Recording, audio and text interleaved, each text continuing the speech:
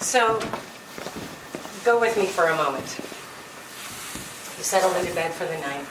Actually, I'll speak in first person because I don't know what it's like for you.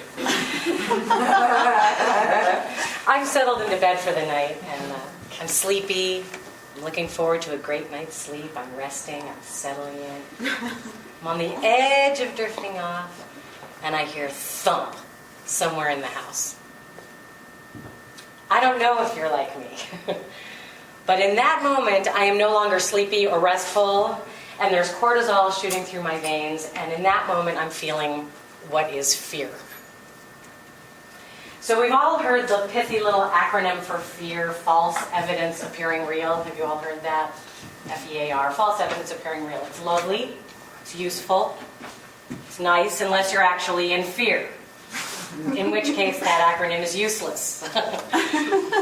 Because in that moment, it is happening. And so for me, what I was thinking about is like, well, what's a good acronym when I'm actually in the moment of fear? And for me, it's feeling everything as real. Because in that moment, there's no talking me out of it. So I want to clarify a couple things before I get too deep into it. And the first thing is when I use the word real, I want to clarify. So my research for this talk led me to books and poetry and the Google, as people like to call it, and lots of movies. I love using movies as references for my talks, because to me, every movie is a spiritual cinema. Every movie has something to offer. And so a few of the things I learned, we had an epic movie weekend where we watched about 6 movies over the course of 2 days. I'm like, no, stay with me, I'm getting notes. And one of the movies we watched was The Matrix, which is a brilliantly spiritual movie, aside from all the guns and killing and explosions. But behind all that, and Morpheus, this magnificent teacher in this movie, says, real is simply electrical signals interpreted by your brain. Electrical signals interpreted by your brain. So our mind makes things real. And I'll share more about that as we go. And I also want to clarify that when I'm talking about fear today, this is the fear that's based on nothing. Nothing but what we are creating in our mind. So it's not based on an actual event. The thump in the house is an actual event, but I know you know what I mean. It's just a thump. I'm talking about the monsters that we create in our minds. So what is fear? Fear is, and this is the quote that Kathy included on the flyer, fear is static that prevents me from hearing myself. Samuel Butler said that, and I love it. Static that prevents me from hearing myself. It's also a very natural part of us. We're born with love. We learn fear. It's a feeling, it's a learned experience. It feels very real to the person feeling it, and that's the key. In the movie A Beautiful Mind, the quote was, what's true about our dreams and nightmares is that if we keep feeding them, they stay alive. The feeding of our fears comes from our continual thoughts. How we use our mind to perpetuate a thought or to do a cease and desist. And it is through the use of our mind and the big mind, we can also remember that an unfounded fear is simply not real. The key is waking up. Waking up to that, and waking up the part of the mind that knows this. So waking up means becoming conscious, right? When we wake up, we become conscious to the moment. And so just like when we go to sleep, when we wake up, our becoming conscious stops whatever dream we're having. So if we're having this horrible nightmare and we wake up, we become conscious and the nightmare's gone. And we can actually stop the fear in that moment because our mind tells us that wasn't real. How many of you have seen the film Inception? A few. Okay, it's a very interesting movie. I recommend if you're going to watch it all the way through, and then when it gets to the end, start it over. And watch at least the first half hour again. It's one of those looping things. It makes a lot more sense if you do the loop. In Inception, the characters are using a technique to enter people's subconsciouses by the use of sleeping and implanting an idea, and they go through levels of unconsciousness, planting this seed. It's fascinating. It's a little confusing, but give it a chance because it's really, really powerful. And in this process that they do, called Inception, which is going down in the layers and planting the seed, to come out of it, they call it a kick. They use something called a kick, which is like when you're about to fall asleep and you jolt, or when you're sitting in a chair and you're leaning back and the chair kind of moves. It's one of those jolting moments. And so they plan this with music and different ways of what's the kick going to be to pull us out of this so that they don't get lost forever in it. So we need a kick in our lives to help us get conscious. When we're being the walking unconscious, we need some kind of kick to jar us out of the negative or the fearful thought. And so a kick could be prayer. A kick could be the rubber band on the wrist. Anybody ever use that technique of the little snap of, oh, let me bring myself back to reality? It could be a mantra. When you came in, the music that was playing were 2 different mantras that I'm going to give you the translations to later. But sometimes a mantra of just whatever the words are that pulls you back and gets you conscious again. Okay, here it comes. I'm going to quote the Bible. Don't freak out. I was having a moment with some people who were like, you don't use the Bible at SpiritStone, do you? I'm like, for what? But I'm finding some really cool things in there when I read it objectively. So in Timothy 1:7, the quote is, "For God hath not given us the spirit of fear, but of power and of love and of a sound mind." Is that great quote? Absolutely. And you can replace God with universe, nature, Allah, Buddha. "For God hath not given us the spirit of fear, but of power and of love and of a sound mind." So I'm coming down. I feel tall. That's better. So there's that. And then there's Pablo Picasso, who said, everything you can imagine is real. So there's the world, there's our imagination, and then there's the capital T, truth. And so I'm going to give you an example of a moment I moved through those 3 things. So the world was the news from India in December about a woman that they're now calling Nirbhaya, the fearless one. This amazing woman who withstood great torture and then died. And when that news story came out, I could not let it go.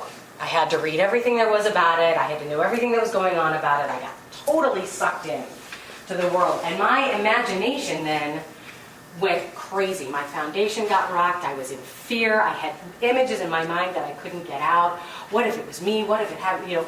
All this just stirring about. But then the truth took over. And there was this huge awakening in India and in the world to something that apparently had been going on that we did not know about. And now everyone knows. And the light is shining on it. And suddenly there are people gathering in hundreds in India playing Imagine on their guitars together. And there's groups of men in India gathering together in skirts to say, it's not about what you're wearing that makes you a target. So people are suddenly saying, no, that's not okay. And we're going to make it not okay, and we're going to show you that we're not going to make it okay, and we're going to change things. So you go from the world to the imagination to the truth of it, which is a shifting, an awakening. So in many ways, the key is to remembering that our mind is always at one with the universal mind. So our mind may be doing its little thing. The universal mind's already at truth.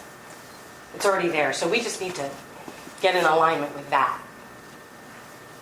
And so for me, a lot of times, it's got to be a choice. It's got to be an active, conscious choice. And so I use the word or. Or becomes a tool for me. So with that thump in the night, oh my God, it could be somebody in the house trying to hurt me. Or it could be the cat jumping from the couch to the floor. That person over there could be a bad guy. Or he's not. I'm not safe. Things are dangerous. Bad things can happen. Or they won't. So it's the or. And so when I hear my little hamster wheel going, it's like, well, I could do that. Or it could be different than that. It could be something completely different. Or I could be perfectly safe and whole and complete in every moment. Oh, that feels much better. So that's one of the tools that we can do, is use the or. When you're finding yourself wrapped up in it, is to just stop and say, or I could take a deep breath. Or I could change this. Or I could let this just be what it is. Recently, Heather and I have developed an obsession with the movie Life of Pi.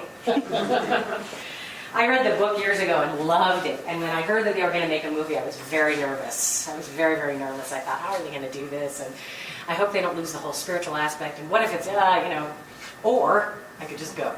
And so we went to see it, and it was brilliant. I don't know if you haven't had a chance to see it. It's just beautiful. And they retained the essence of the story, which is, of course, every path leads to God. Everything that you need, whatever it is that sustains you and keeps you alive, let that be what you use to get to God. And so in that movie, with fear, every time Pi is presented with a situation of fear, he faced it head on. And of course, he didn't really have many options. He had to face it head on. However, he did. I picture myself, I was thinking the other day, I was like, wow, what if I was on that boat? And I would just be sitting there crying. And he was so resourceful. And he didn't search for the meaning of what was happening. It was, okay, I need to deal with this. It was like, here's this thing. Here's this fearful thing. What am I going to do with this? And so that's one of our options, is to say, okay, here's this thing happening. What do I do with it? What can I actually physically take action on with it? That was my note at 2 a.m. the other night. It's like, I got to add that. Or we have these moments that we have to allow ourselves to be in our humanness sometimes. Every so often. When I wake up in the middle of the night, if I stub my toe on the bed, which I've been known to do, I'm not the Dalai Lama in that moment. I'm not very Christ-like in that moment. Things come out of my mouth that I'm fairly certain most spiritual people don't say. And I'm not very forgiving to the bed either. So I kind of, slip from the mountaintop of spirituality to, So what if we decide in these moments where we're having fear, or we're having a moment that's perceived as less than spiritual, what if we say, it's okay? It's okay. And just let that moment be what it is. Because emotional reactions, which is what these are, fear, anger, anxiety, jealousy, frustration, these are emotional reactions. They're human. We're all in this human thing, and it's okay. So what if we just decide, okay, right now, wow, I need to take myself out of the room for a minute and go have a temper tantrum, or go, snap my foot, and just feel this. It's not evil or bad to feel fear. It's a natural thing that happens. And so then we can say, all right, feeling it and moving through it. And that's the key. In Psalm 23, you've all heard it. Yea, though I walk through the valley of the shadow of death, I will fear no evil. Operative word being, yea, though I walk through the valley. You're not camping, you're not building a house. You're not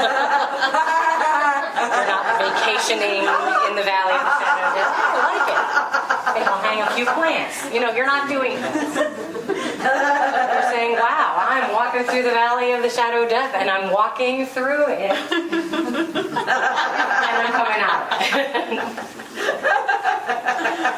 And when you're moving through those things, you're not feeling shame or fear. It's happening. And it's totally okay.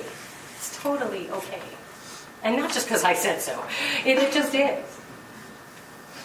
Pema Chodron has a great quote, and she says, "The way out of fear is through."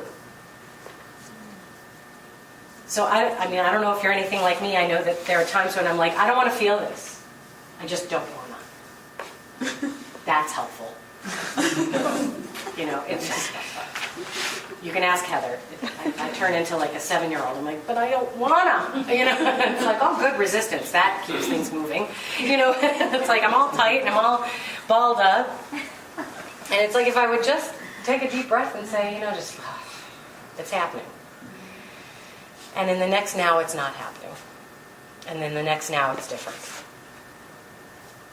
So one of the other tools we have is the use of mantras. And so when you came in, we were listening to 2 really beautiful mantras, and I wanted to tell you about them. The first is from Diva Premal, and it's called Shanti Prashanti. And it takes the energy of fear and transforms it. And it releases fear by dissolving it back to its original source in consciousness, freeing up the energy to be used differently. And so the translation is, invoking supreme peace, I surrender the quality of fear to its source in the higher and formless universal mind. Salutations. So one more time. Invoking supreme peace, I surrender the quality of fear to its source in the higher and formless universal mind. Salutations. It's a lot nicer than, but I don't want it. Much more elevated. And then the other mantra was from a gentleman named Thomas Barkey, who I recommend if you haven't gotten his CDs. It's luscious. And the mantra is, and I practiced, Om Dum Durgaye Namaha. And this is a protection mantra. On the Hindu path, Durga is the divine protectress. She is devoted to truth and protecting those who trust in her. So when we use this mantra, it's useful when you're feeling something's just not quite right. Sometimes when the story that they give in the book Healing Mantras is a young man is going to a concert with his buddy, and he's so excited about going to this concert. But he gets to the parking lot and he's like, something's telling me it's not okay. So he'd been practicing this mantra, and he started chanting it in his head. And he said as he moved through the parking lot, he was witnessing fights breaking out everywhere. And just all kinds of negative energy happening. And yet he was able to move through it and observe it and get help for it, as he kept using this mantra to keep him sort of guided and protected and moving through. But he just knew that something else was going on, and so he invoked this mantra. And it heightens our awareness of our surroundings. So if we are feeling a little hinky about something, it can open up that awareness to let us see what's actually happening. And the translation is,